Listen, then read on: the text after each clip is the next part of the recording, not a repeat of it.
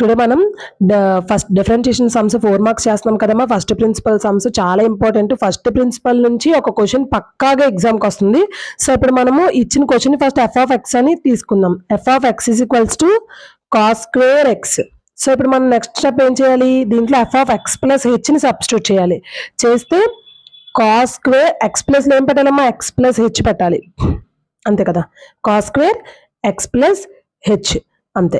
ఇప్పుడు మనకి from the first principle, from the same మొత్తం అంతా ఒకటే, ఇంకా from the first principle formula limit H tends to 0 f of x plus H minus f of x by h. ఇది from the first principle formula, ఓకేనా.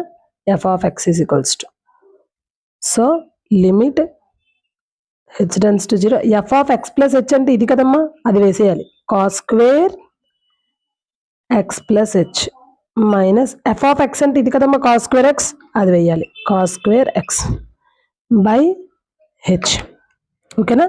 మనకు ఒక formula ఉంది, ఏంటది, కాస్ సి మైనస్ కాస్ డికి ఫార్ములా. కాస్ సి మైనస్ ఒక formula ఉంది, cos square A minus sin square B.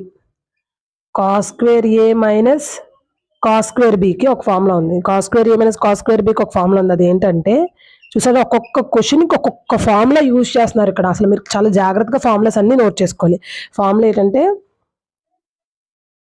Minus sign A plus B into sign A minus B. చూసారు, ఒక్కొక్క క్వశ్చన్కి ఒక్కొక్క ఫార్ములా యూజ్ చేస్తున్నారు. ఆ ఫార్ములా ఏంటమ్మా ఇక్కడది, ఇక్కడ formula minus sign A plus B sin A minus B, ఇది formula. Cos square A minus cos square బికి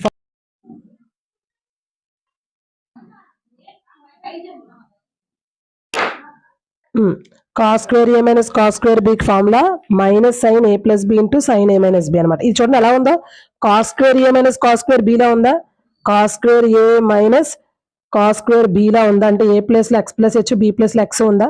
cos square A minus cos square బిలా ఉంది కదా, దాన్ని మనం minus sign A plus B into sign A minus B కింద రాసుకోవచ్చు కదా, అంటే ఏ ప్లేస్లో ఎక్స్ ప్లస్ హెచ్ బి ప్లస్లో ఎక్స్ పెట్టి. సో అదే ఇప్పుడు మనం చేస్తాం. Limit H tends to 0 1 by హెచ్ని ముందు పక్కకు తీసేసి ఈ cos square A minus cos square B ప్లేస్లో minus sign A plus B, A అంటే ఎక్స్ ప్లస్ హెచ్, బి అంటే X, into sign A minus B అంటే X plus H minus X. A plus B అంటే A plus B, A minus B అంటే A minus B, ఓకేనా. అది ఇప్పుడు మనం solve చేద్దాం. Limit H tends to 0 1 by h minus sine x plus x 2x plus h into x x get cancelled, sine h మిగిలింది ఇక్కడ, ఓకేనా. So ఇప్పుడు మనం చూద్దాం, ఇప్పుడు లిమిట్ని స్ప్లిట్ చేద్దాం.